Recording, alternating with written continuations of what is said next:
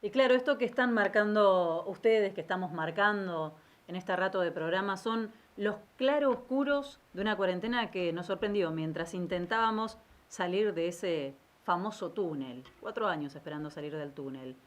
Alberto Fernández no llegó a instalar ni siquiera a instalarse y a instalar sus funcionarios en todo el territorio nacional cuando esta pandemia del coronavirus condicionó cada una de las acciones del gobierno, incluso las negociaciones por la deuda, que en ese momento parecían urgentes, hasta hace un par de semanas parecían urgentes y que por supuesto pasaron definitivamente a un segundo plano.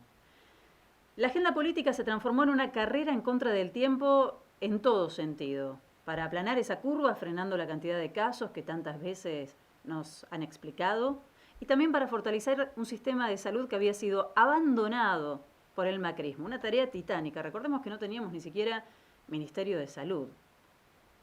La pandemia nos sorprendió mientras intentábamos normalizar nuestra vida como país, y en muchos casos como familias.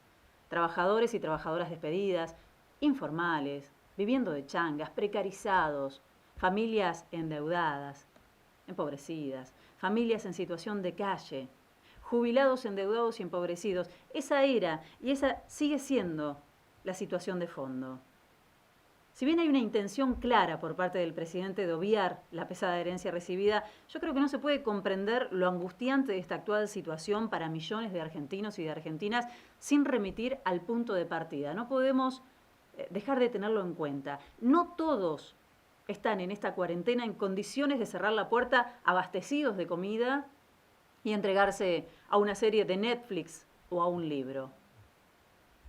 Aquello que muchos juzgan como el peor de los castigos, termina siendo un privilegio que muchos más no pueden cumplir a rajatablas. Quedarse quietos para cuidar su salud. ¿Quién no quisiera? Quedarse quietos y quietas para cuidar a los suyos, para cuidar a sus hijos. Cerrar la puerta es un acto imposible para los que no tienen casa. Lavarse las manos con agua y jabón, incluso, es un mandato inaccesible para muchos argentinos que hoy no tienen acceso, por ejemplo, al agua potable.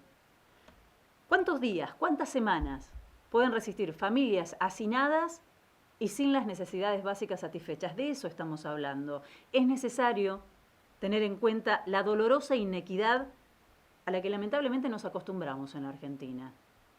Este es el gran tema del aislamiento obligatorio, el gobierno lo sabe y viene aplicando medidas y estudiando otras en ese sentido. Atender la salud es prioridad para el gobierno y ese es un dato tranquilizador.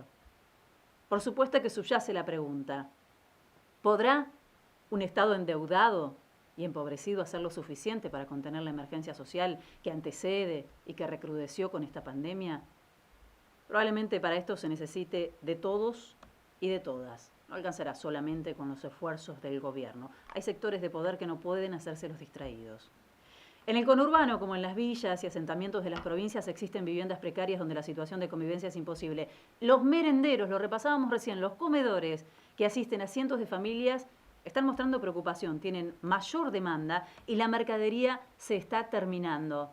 La buena noticia, el punto claro, si quieren aquí, que me parece está escondido injustamente entre tanta información que recibimos a diario, es que la solidaridad goza de buena salud. Hay muchas mujeres y muchos hombres, muchos jóvenes poniéndole el cuerpo y asistiendo a aquellos que menos tienen en este momento.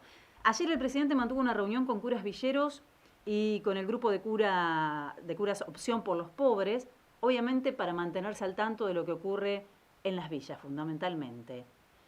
Por otro lado, el ministro Arroyo tuvo una reunión con intendentes del conurbano y con organizaciones sociales, nos contaba recién Juan Marino que estuvo en esa reunión, también para escuchar qué está pasando y para mejorar la asistencia de esas barriadas y evitar esas postales que preocupan, postales de amontonamiento y de necesidades muy concretas. Hay fondos, unos 300 millones de pesos, esto es lo que trascendió luego de la reunión, para asistir a esos distritos de la provincia de Buenos Aires.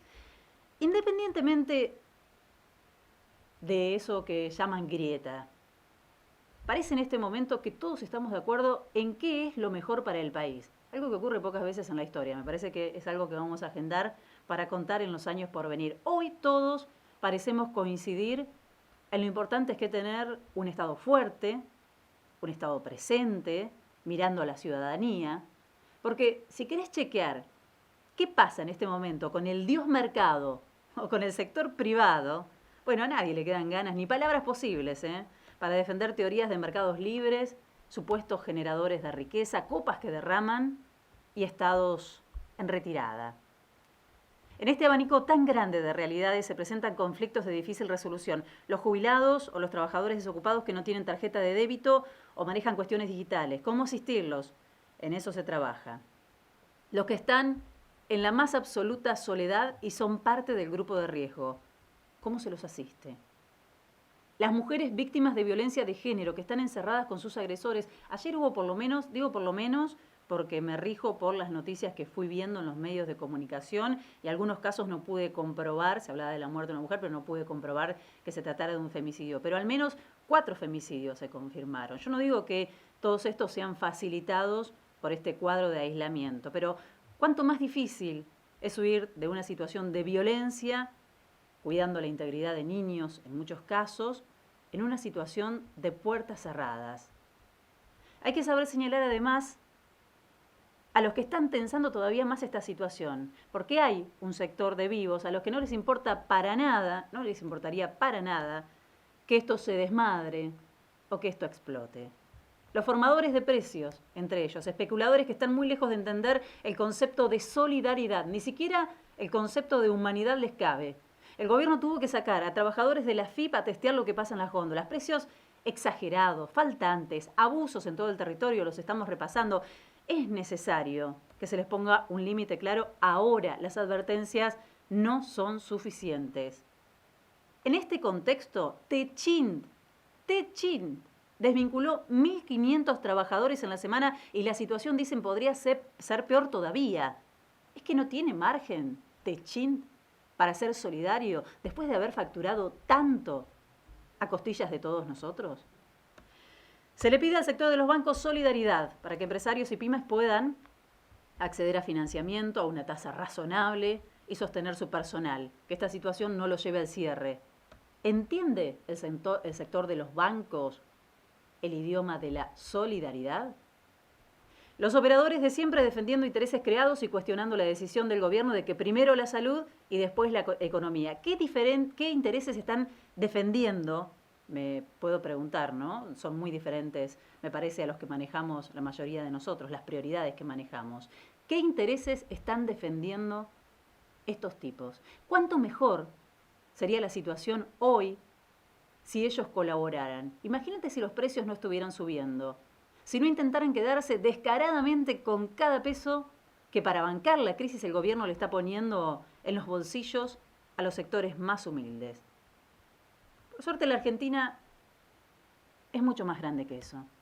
Una grandeza que no se mide con billetes, sino con actitudes, con compromiso. Hay miles de argentinos siendo solidarios, asistiendo en la miseria a sus pares, pensando estrategias para colaborar. Hay miles de exceptuados laburando, porque son necesarios hoy más que nunca, médicos, fuerzas, recolectores de residuos, periodistas, imposible nombrarlos a todos. Son los claroscuros de nuestro país. 93% de cumplimiento de la cuarentena. Estamos todos esforzándonos aquí. Yo quiero decir que habitualmente soy optimista, pero no creo que en este caso se trate de optimismo.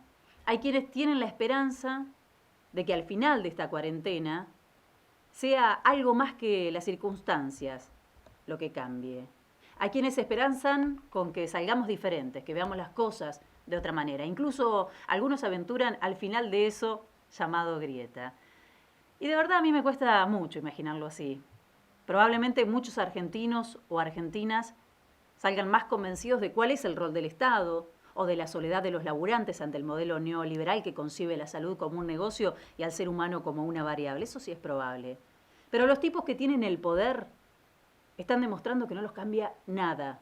Son tan mortales como cualquiera de nosotros, pero no quieren dejar de juntar plata hasta el último minuto, a costa de lo que sea, a costa de la miseria, de la enfermedad, de la muerte ajena. Nada importa. Tampoco nada cambia, y esto por suerte, en aquel que cree que la patria, que la sociedad se construye siempre con el otro, los eternos convencidos de que la salida sí o sí es colectiva.